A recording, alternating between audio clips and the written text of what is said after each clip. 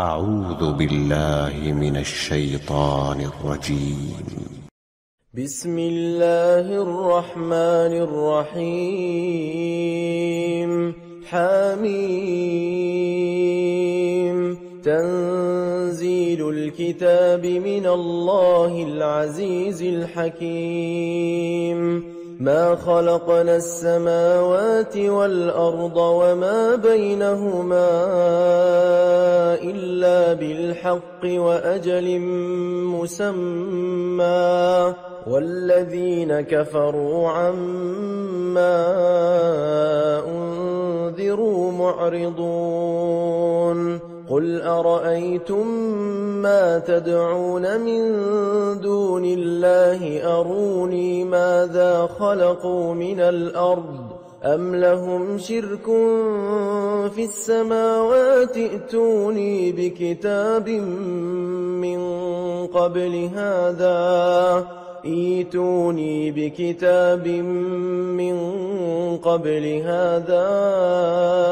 أو أثارة من علم إن كنتم صادقين. ومن أضل ممن يدعو من دون الله من لا يستجيب له إلى يوم القيامة وهم عن دعائهم غافلون. وإذا حشر الناس كانوا لهم أعداء وكانوا بعبادتهم كافرين.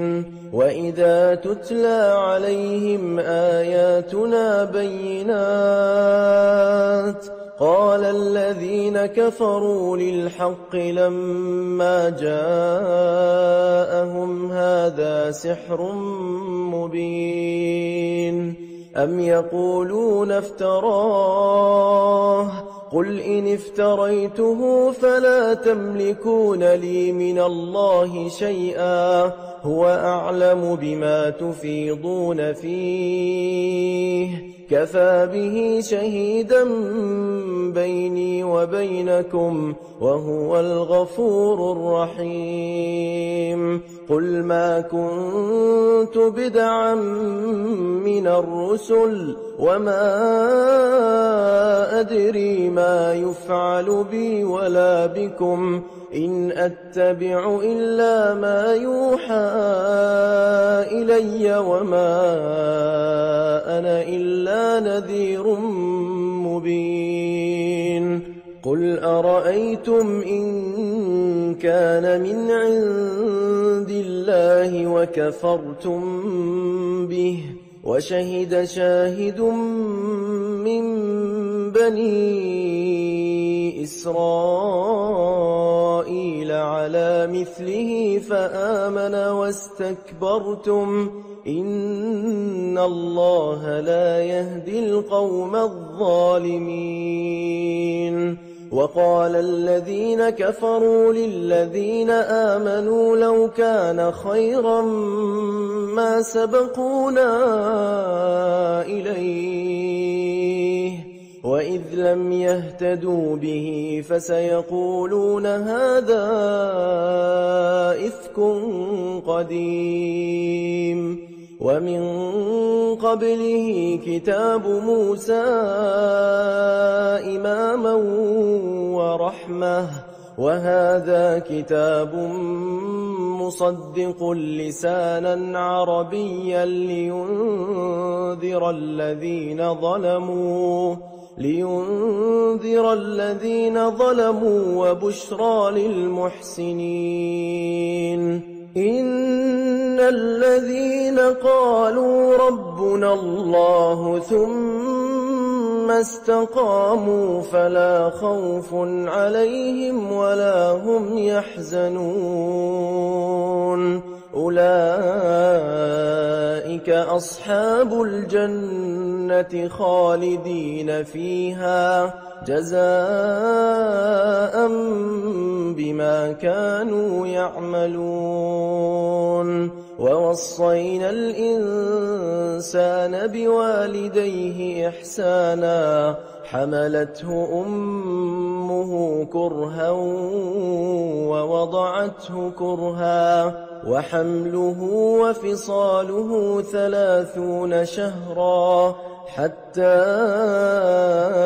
إذا بلغ أشده وبلغ 40 سنة قال رب أوزعني أن أشكر نعمتك التي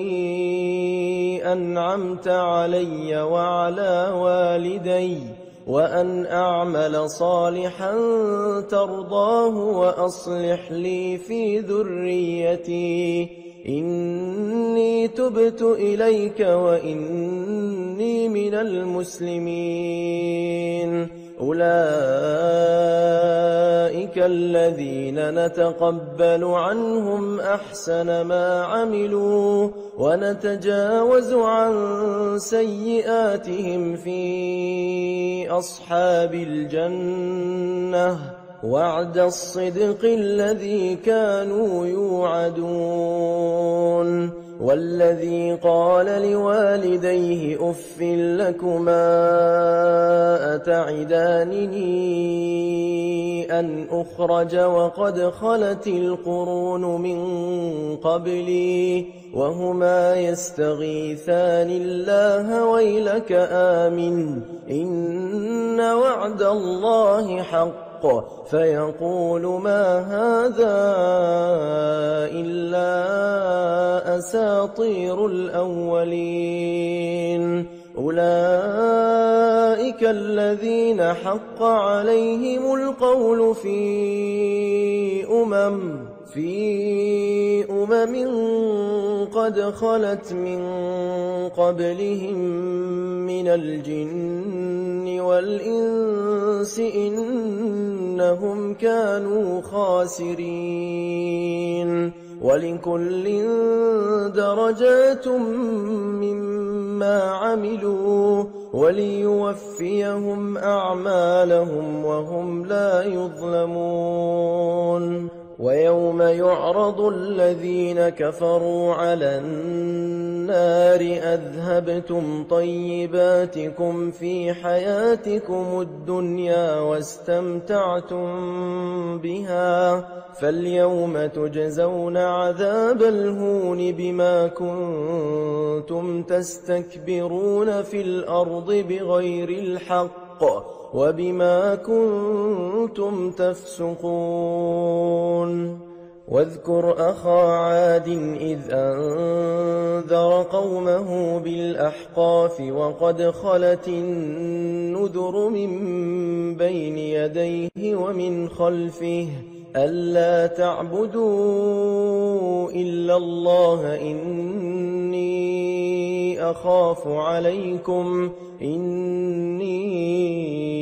أخاف عليكم عذاب يوم عظيم قالوا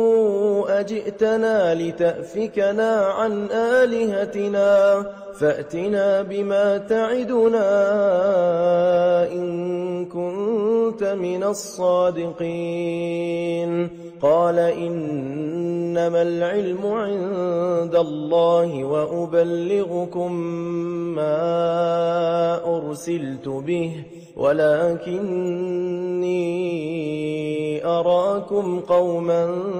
تجهلون فلما رأوه عارضا مستقبل أوديتهم قالوا هذا عارض ممطرنا بل هو ما استعجلتم به ريح فيها عذاب أليم تدمر كل شيء بأمر ربها فأصبحوا لا يرى إلا مساكنهم كذلك نجزي القوم المجرمين ولقد مكناهم في ماء مكناكم فيه وجعلنا لهم سمعا وأبصارا وأفئدة فما أغنى عنهم سمعهم ولا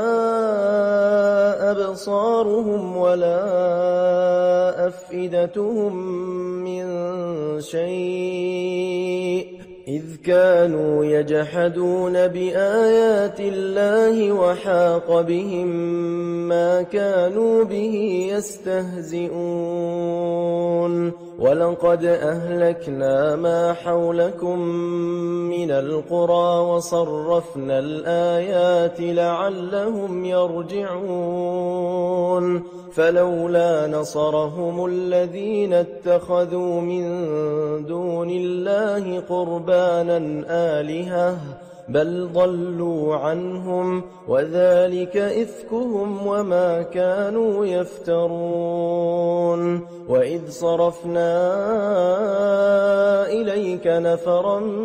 من الجن يستمعون القرآن فلما حضروه قالوا أنصتوا فلما قضي ولوا إلى قومهم منذرين قالوا يا قومنا إنا سمعنا كتابا أنزل من بعد موسى مصدقا لما بين يديه يهدي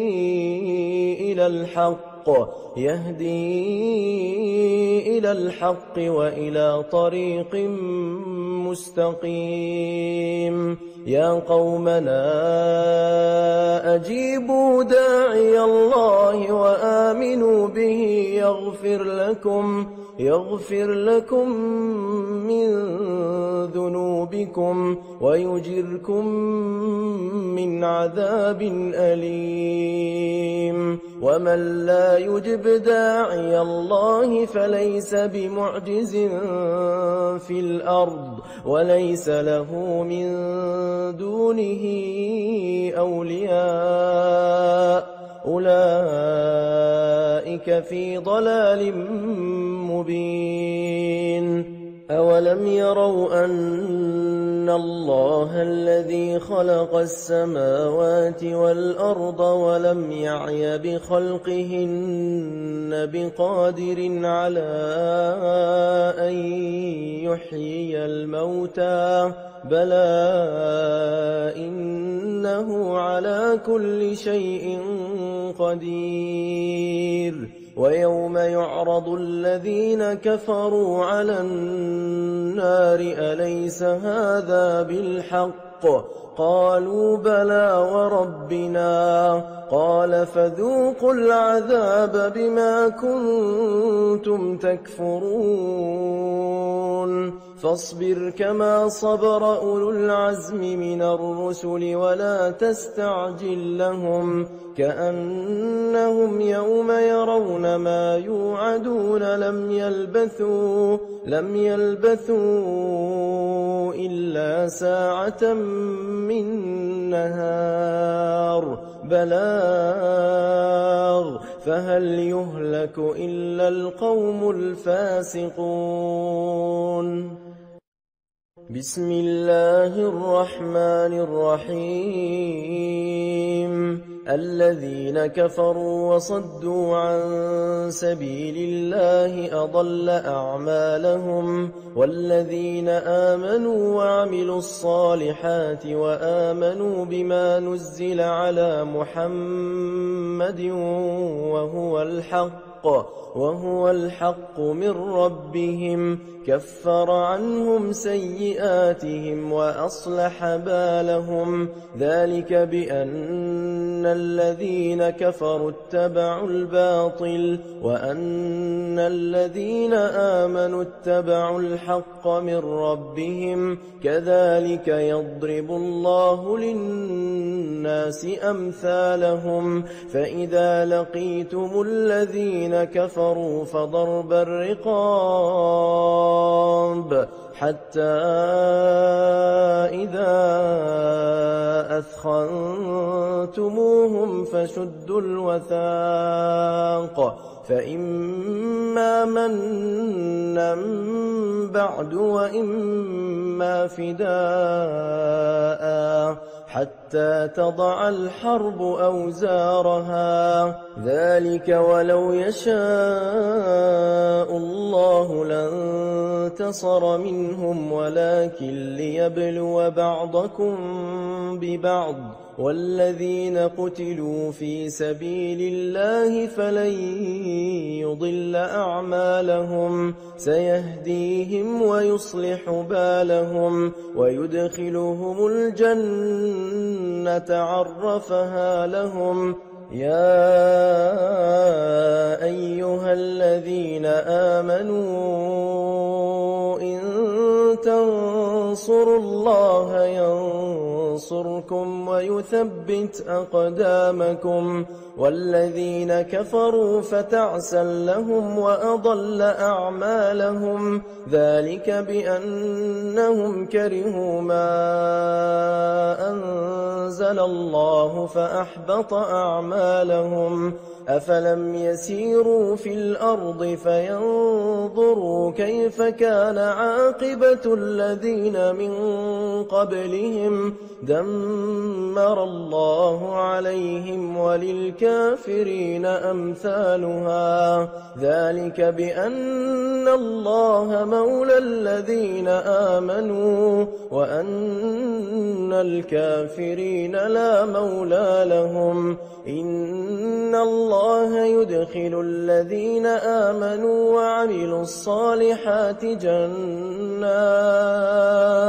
جنات تجري من تحتها الأنهار والذين كفروا يتمتعون ويأكلون كما تأكل الأنعام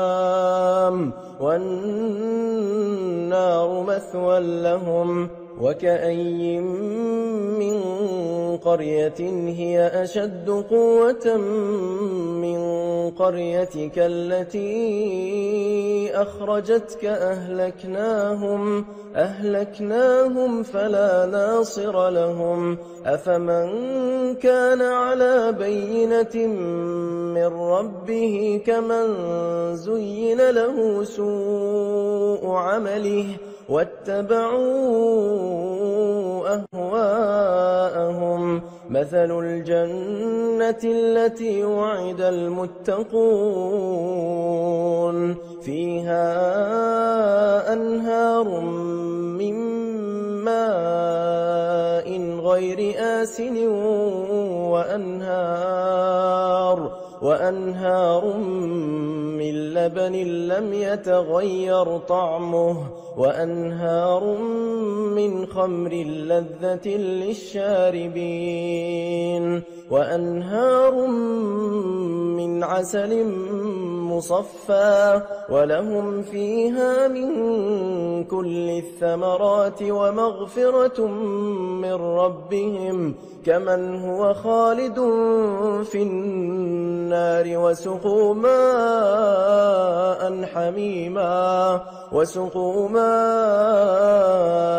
حميما فقطع أمعاءهم ومنهم من يستمع إليك حتى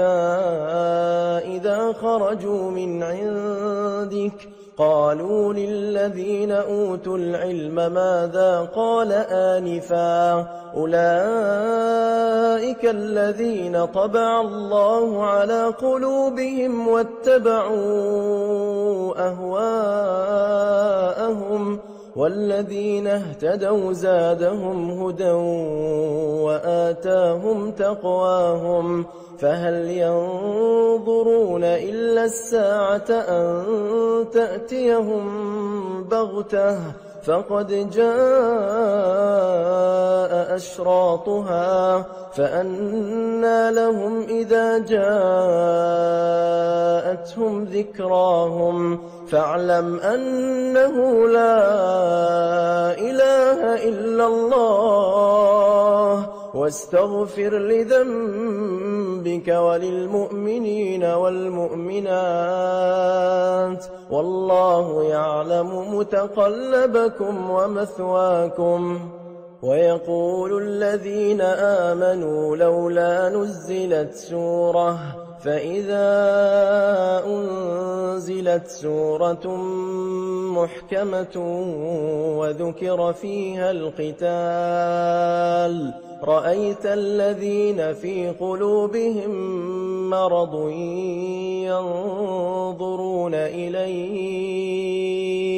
ينظرون إليك نظر المغشي عليه من الموت فأولى لهم طاعة وقول معروف. فإذا عزم الأمر فلو صدقوا الله لكان خيرا لهم. فهل عسيتم إن توليتم أن تفسدوا في الأرض وتقطعوا أرحامكم أولئك الذين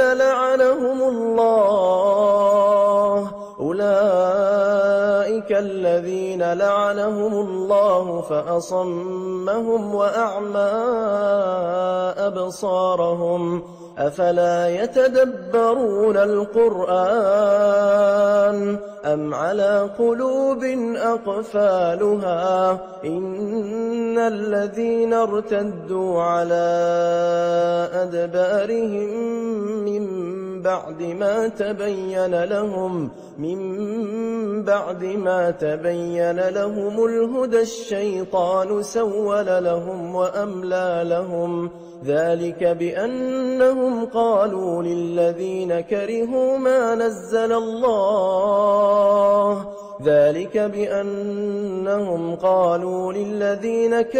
ما نزل الله سنطيعكم في بعض الأمر والله يعلم إسرارهم. فكيف إذا توفتهم الملائكة يضربون وجوههم وأدبارهم ذلك بأنهم اتبعوا ما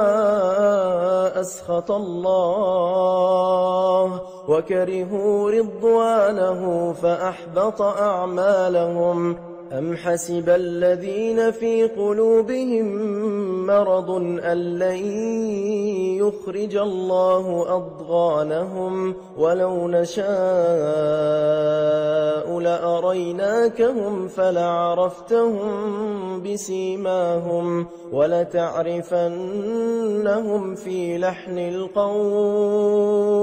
والله يعلم أعمالكم. ولنبلونكم حتى نعلم المجاهدين منكم والصابرين ونبلو أخباركم. إن الذين كفروا وصدوا عن سبيل الله وشاقوا الرسول من بعد ما تبين لهم الهدى لن يضروا الله شيئا وسيحبط أعمالهم. يا أيها الذين آمنوا أطيعوا الله وأطيعوا الرسول ولا تبطلوا أعمالكم. إن الذين كفروا وصدوا عن سبيل الله ثم ماتوا وهم كفار فلن يغفر الله لهم. فلا تهنوا وتدعوا إلى السلم وأنتم الأعلون والله معكم ولن يتركم أعمالكم. أعمالكم إنما الحياة الدنيا لعب ولهو وإن تؤمنوا وتتقوا يؤتكم أجوركم ولا يسألكم أموالكم إن يسألكموها فيحفكم تبخلوا ويخرج أضغانكم ها أنتم هؤلاء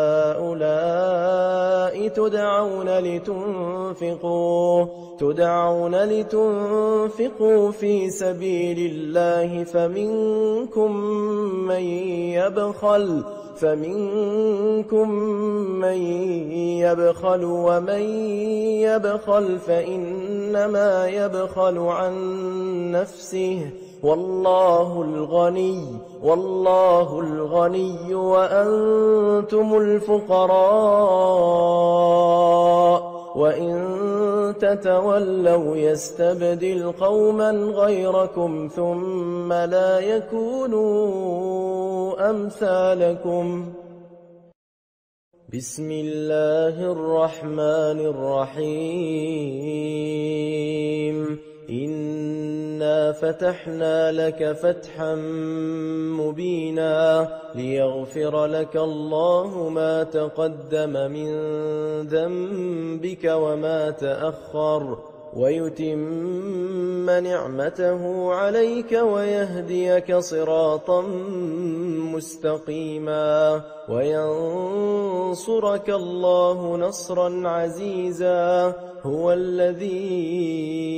أنزل السكينة في قلوب المؤمنين ليزدادوا إيمانا مع إيمانهم ولله جنود السماوات والأرض وكان الله عليما حكيما ليدخل المؤمنين والمؤمنات جنات تجري من تحتها الأنهار خالدين فيها ويكفر عنهم سيئاتهم وكان ذلك عند الله فوزا عظيما ويعذب المنافقين والمنافقات والمشركين والمشركات الظانين بالله ظن السوء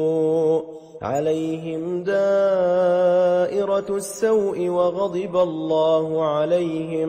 وغضب الله عليهم ولعنهم وأعد لهم جهنم وساءت مصيرا ولله جنود السماوات والأرض وكان الله عزيزا حكيما إنا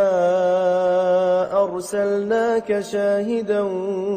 ومبشرا ونذيرا لتؤمنوا بالله ورسوله وتعزروه وتوقروه وتسبحوه بكرة وأصيلا إن الذين يبايعونك إنما يبايعون الله يد الله فوق أيديهم فمن نكث فإنما ينكث على نفسه ومن أوفى بما عاهد عليه الله فسيؤتيه أجرا عظيما سيقول لك المخلفون من الأعراب شغلتنا أموالنا وأهلنا فاستغفر لنا يقولون بألسنتهم ما ليس في قلوبهم قل فمن يملك لكم من الله شيئا إن أراد بكم ضرا أو أراد بكم نفعا بل كان الله بما تعملون خبيرا بل ظننتم أن لن ينقلب الرسول والمؤمنون إلى أهليهم أبدا وزين ذلك في قلوبكم وظننتم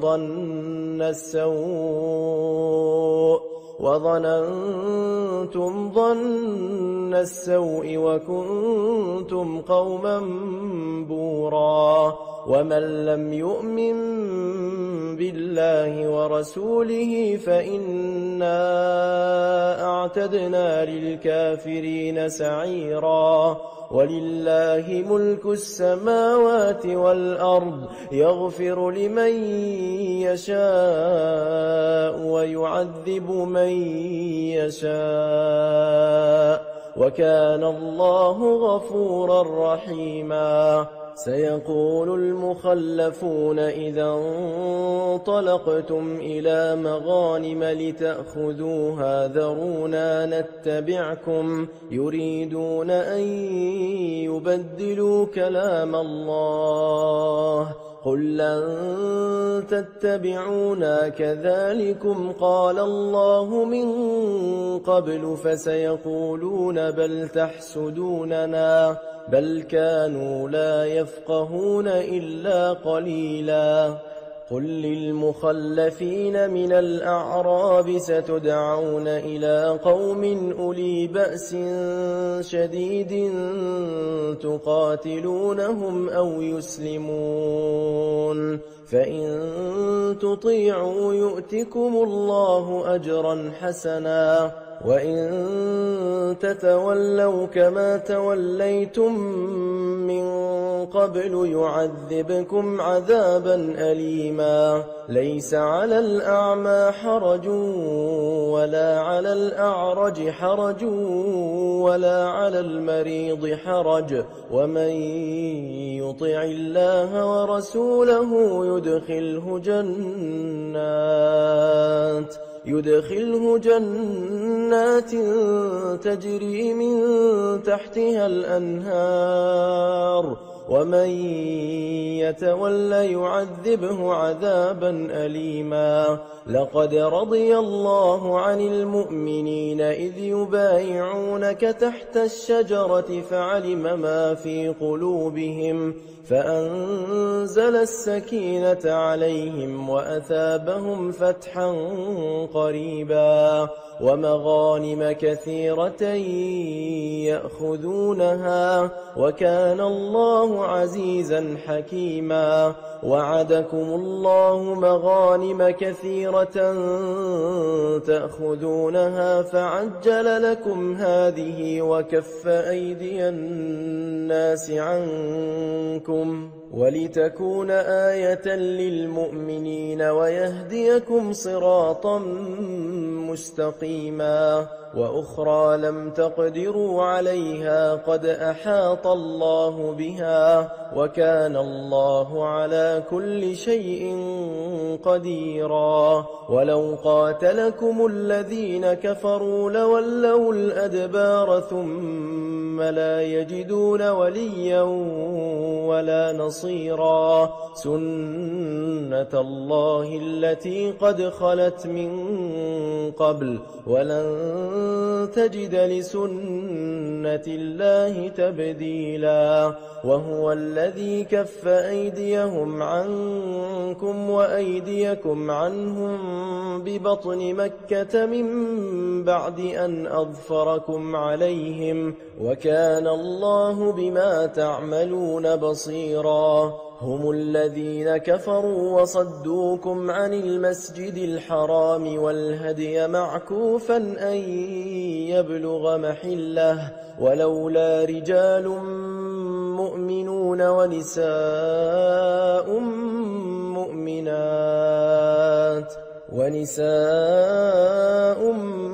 مؤمنات لم تعلموهم أن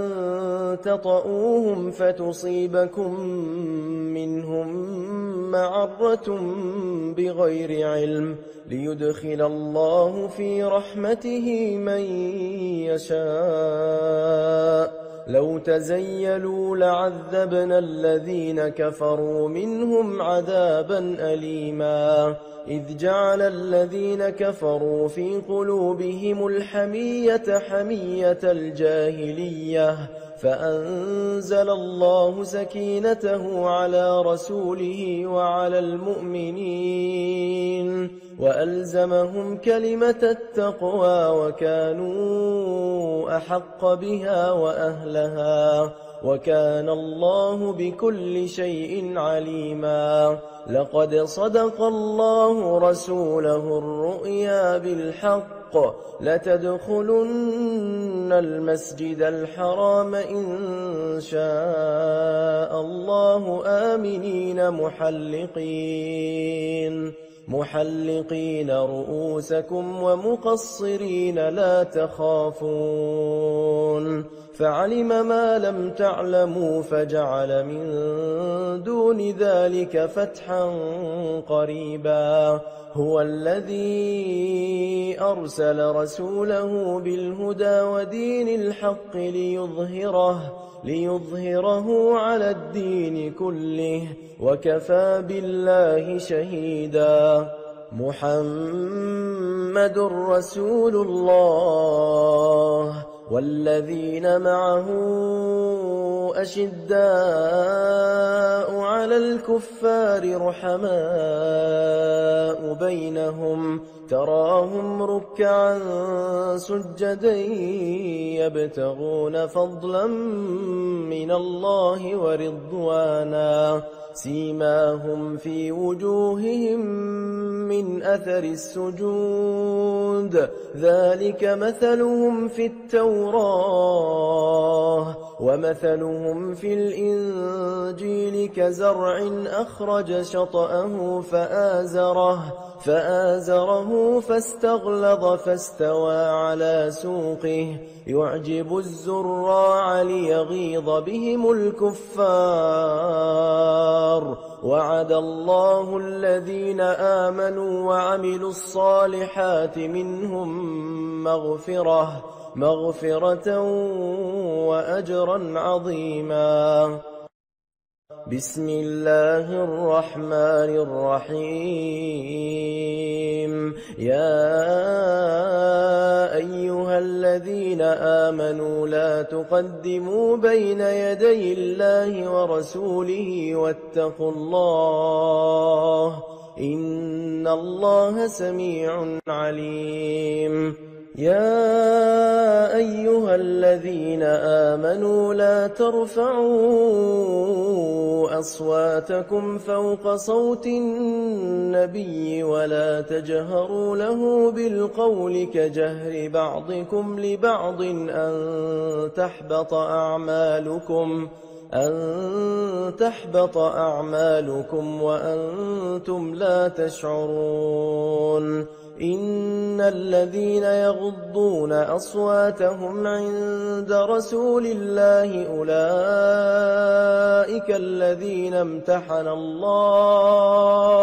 أولئك الذين امتحن الله قلوبهم للتقوى لهم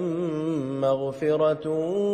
وأجر عظيم إن الذين ينادونك من وراء الحجرات أكثرهم لا يعقلون ولو أنهم صبروا حتى تخرج إليهم لكان خيرا لهم والله غفور رحيم يا أيها الذين آمنوا إن جاءكم فاسق بنبأ فتبينوا أن تصيبوا قوما بجهالة فتصبحوا على ما فعلتم نادمين واعلموا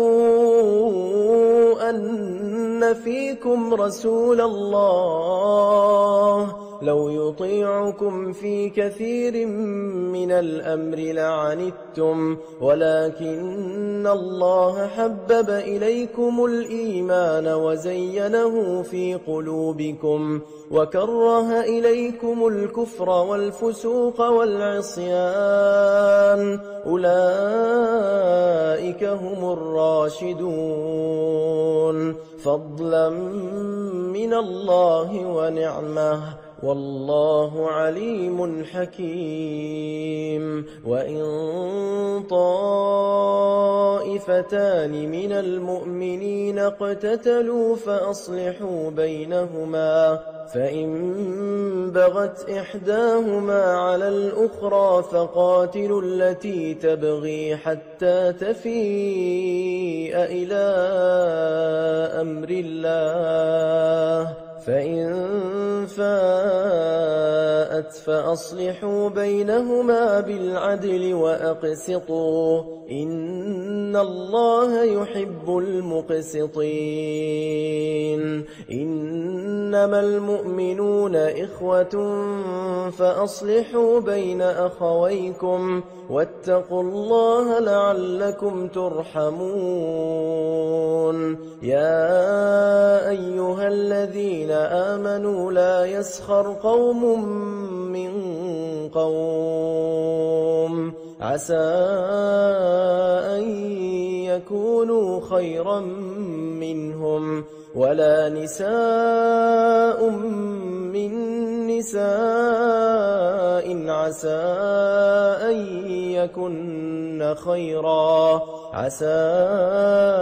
أن يكن خيرا منهن ولا تلمزوا أنفسكم ولا تنابزوا بالألقاب بئس الاسم الفسوق بعد الإيمان ومن لم يتب فأولئك هم الظالمون يا أيها الذين آمنوا اجتنبوا كثيرا من الظن إن بعض الظن إثم ولا تجسسوا ولا يغتب بعضكم بعضا أيحب أحدكم أن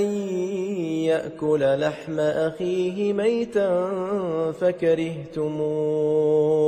واتقوا الله إن الله تواب رحيم يا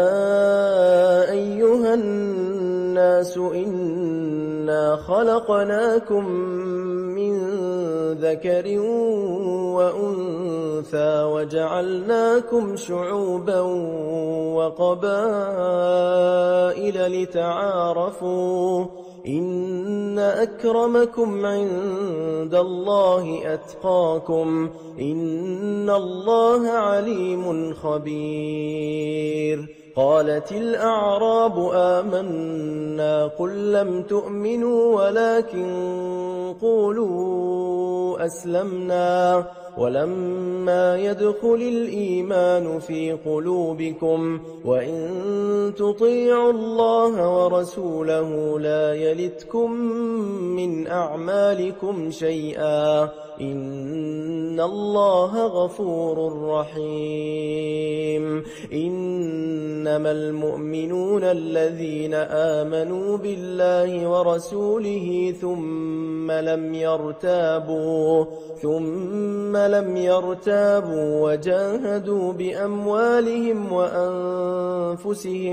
وجاهدوا بأموالهم وأنفسهم في سبيل الله أولئك هم الصادقون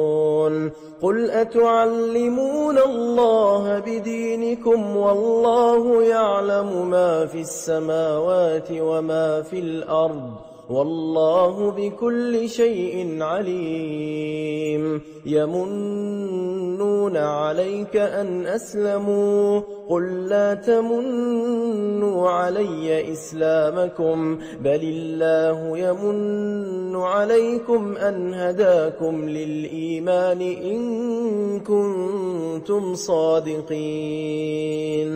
إن الله يعلم غيب السماوات والأرض والله بصير بما تعملون بسم الله الرحمن الرحيم قاف والقرآن المجيد بل عجبوا أن جاءهم منذر منهم فقال الكافرون هذا شيء عجيب أإذا متنا وكنا ترابا ذلك رجع بعيد قد علمنا ما تنقص الأرض منهم وعندنا كتاب حفيظ بل كذبوا بالحق لما جاءهم فهم في أمر مريج أفلم ينظروا إلى السماء فوقهم كيف بنيناها وزيناها وما لها من فروج والأرض مددناها وألقينا فيها رواسي وأنبتنا فيها من كل زوج بهيج تبصرة وذكرى لكل عبد منيب ونزلنا من السماء ماء مباركا فأنبتنا به جنات وحب الحصيد والنخل باسقات لها طلع نضيد رزقا للعباد وأحيينا به بلدة ميتا كذلك الخروج كذبت قبلهم قوم نوح وأصحاب الرس وثمود وعاد وفرعون وإخوان لوط وأصحاب الأيكة وقوم تبع كل كذب الرسل فحق وعيد أفعينا بالخلق الأول بل هم في لبس من خلق جديد ولقد خلقنا الإنسان ونعلم ما توسوس به نفسه ونحن أقرب إليه من حبل الوريد إذ يتلقى المتلقيان عن اليمين وعن الشمال قعيد ما يلفظ من قول إلا لديه رقيب عتيد وجاءت سكرة الموت بالحق ذلك ما كنت منه تحيد ونفخ في الصور ذلك يوم الوعيد وجاءت كل نفس معها سائق وشهيد لقد كنت في غفلة من هذا فكشفنا عنك غطاءك فبصرك اليوم حديد وقال قرينه هذا ما لدي عتيد ألقيا في جهنم كل كفار عنيد مناع للخير معتد مريب الذي جعل مع الله إلها آخر فألقياه في العذاب الشديد قال قرينه ربنا ما أطغيته ولكن كان في ضلال بعيد قال لا تختصموا لدي وقد قدمت إليكم بالوعيد ما يبدل القول لدي وما أنا بظلام للعبيد يوم نقول لجهنم هل امتلأت وتقول هل من مزيد وأزلفت الجنة للمتقين غير بعيد هذا ما توعدون لكل أواب حفيظ من خشي الرحمن بالغيب وجاء بقلب منيب ادخلوها بسلام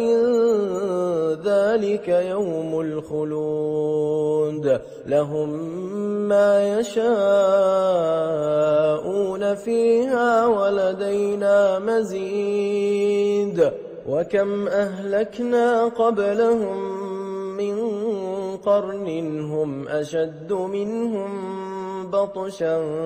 فنقبوا في البلاد هل من محيص إن في ذلك لذكرى لمن كان له قلب أو ألقى السمع وهو شهيد ولقد خلقنا السماوات والأرض وما بينهما في 6 أيام وما مسنا من لغوب فاصبر على ما يقولون وسبح بحمد ربك قبل طلوع الشمس وقبل الغروب ومن الليل فسبحه وأدبار السجود واستمع يوم ينادي المناد من مكان قريب يوم يسمعون الصيحة بالحق ذلك يوم الخروج إنا نحن نحيي ونميت وإلينا المصير يوم تشقق الأرض عنهم سراعا ذلك حشر علينا يسير نحن أعلم بما يقولون وما أنت عليهم بجبار فذكر بالقرآن من يخاف وعيد بسم الله الرحمن الرحيم والذاريات ذروا فالحاملات وقرا فالجاريات يسرا فالمقسمات أمرا إنما توعدون لصادق وإن الدين لواقع والسماء ذات الحبك إنكم لفي قول مختلف يؤفك عنه من أفك قتل الخراصون الذين هم في غمرة ساهون يسألون أيان يوم الدين يوم هم على النار يفتنون ذوقوا فتنتكم هذا الذي كنتم به تستعجلون إن المتقين في جنات